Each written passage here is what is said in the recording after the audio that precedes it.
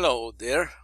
In this section, we are going to discuss how to manage information. What is information? When we talk of information, we are dealing with data. Data are values of quantitative or qualitative variables belonging to a set of items. Data can exist in a variety of forms, such as numbers or text on piece of paper, as bits and bytes stored in electronic memory, or as facts stored in a person's mind. Data are typically the results of measurements and can be visualized using graphs or images.